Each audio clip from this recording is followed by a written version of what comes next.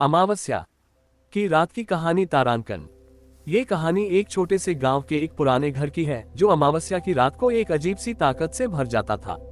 गांव वाले कहते थे कि उस घर में कोई अदृश्य शक्ति है जो हर अमावस्या की रात को जाग उठती है।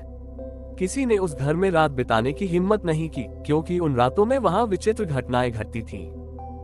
गांव में एक युवक राघव, जो अपनी समझदारी और साहस के लिए प्रसिद्ध था, एक दिन उस पुराने घर में रुकने का फैसला करता है। उसे यह जानने की उत्सुकता थी कि आखिर वह शक्ति क्या है जिसे सब इतना डरते हैं। अमावस्या की रात को राघव ने उस घर में कदम रखा।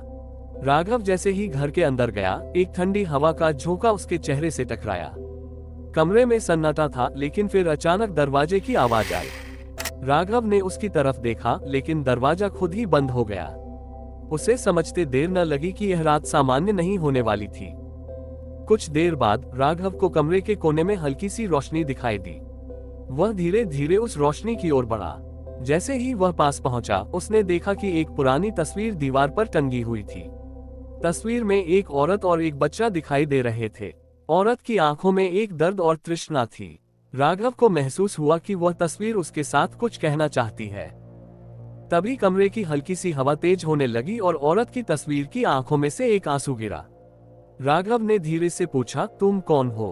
क्या तुम हमें कुछ बताना चाहती हो? तभी अचानक कमरे में एक ठंडी चीख गूंज उठी। राघव ने डर के बावजूद अपनी जगह नहीं छोड़ी। अचानक वह औरत की आत्मा सामने आ गई। उसकी आवाज जैसे हवा में बसी हुई थी। ये घर हमारा था, लेकिन किसी ने हमें यहाँ से बाहर कर दिया। अब हमारी आत्मा यहीं बसी है। अमावस्या की रात को हम अपनी व्यथा व्यक्त करते हैं ताकि कोई हमारी मदद करे। राघव को समझ में आ गया कि उस घर में बसी आत्मा को शांति की आवश्यकता थी। वह औरत और बच्चे की आत्मा को शांति देने के लिए राघव ने गांव के पंडित से सलाह ली।